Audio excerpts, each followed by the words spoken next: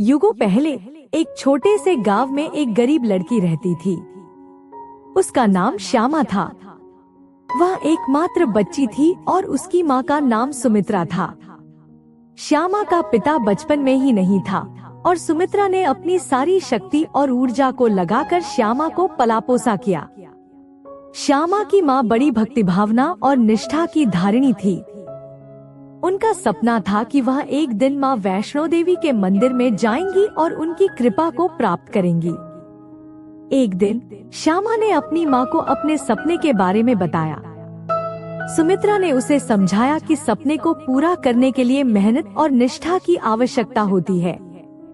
वह उसे साथ ले जाने के लिए तैयार हो गई। श्यामा और सुमित्रा ने माँ वैष्णो देवी के मंदिर की यात्रा की। यह यात्रा बहुत ही कठिन थी, लेकिन उन्होंने अपने आप को अधिक निष्ठावान और धैर्यशील साबित किया। जब वे मंदिर पहुँचे तो उन्हें एक अद्भुत आभास हुआ।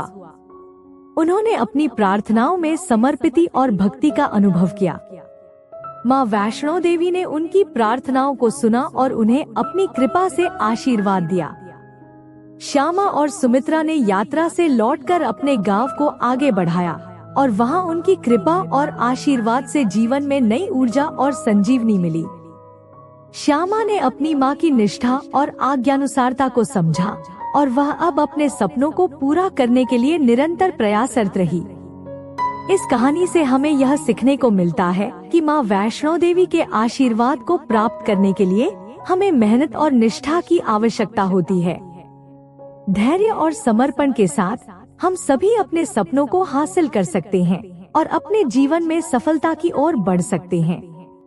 एक समय की बात है, एक गांव में एक छोटा सा लड़का नामक राम रहता था।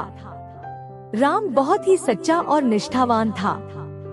वह अपनी माँ के साथ बड़े प्यार से रहता था। उसकी माँ सीता एक संयमित और धार्मिक महिला थी, जो हमेशा अपने पुत्र के भविष्य के लिए प्रार्थना करती थी। राम बचपन से ही माँ की उत्तम सेवा करता और उनकी सहायता करता रहा। वह उनके लिए जल लाता, उनके साथ भजन कीजिए और उनकी आदर्श शैली को पढ़ता रहा। उसने अपने दिल में एक अद्वितीय संबंध महसूस किया, जो उसे अपने माँ के प्रति और भी करीब ले गया। एक दिन सीता माँ को माता वैष्णो देवी की कथा सुनने का बहुत मन था।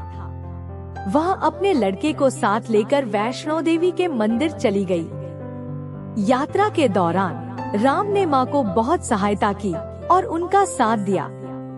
पहाड़ों के कठिन रास्तों के बावजूद वे विशाल भक्तिभाव से मंदिर पहुँचे। माँ ने विश्वास कीजिए और मंदिर में पहुंचकर वैष्णो देवी जी को प्रार्थना की। राम ने भी उनके साथ प्रार्थना की और अपनी माँ के साथ एक प्रसन्न और संतुष्ट मन से मंदिर से वापस लौटे। वहाँ से लौटते समय एक अच्छी खबर आई। उनकी माँ का उपवास पूरा हो गया था और उन्हें एक सुंदर बच्चा होगा। यह सुखद खबर उन्हें अत्यंत प्रसन्न कर दी। इस कहानी से हमें यह सीखने को मिलता है कि माँ का सम्मान करना और उनकी सेवा करना हमारा कर्तव्य है। माँ हमारे जीवन का एक महत्वपूर्ण हिस्सा होती है और हमें उनके साथ समर्पित और प्रेमी रहना चाहिए। राम की प्रेम भावना और माँ के प्रति उसका संघर्ष हमें इस अद्भुत संबंध की महत्वपूर्णता को समझाता है।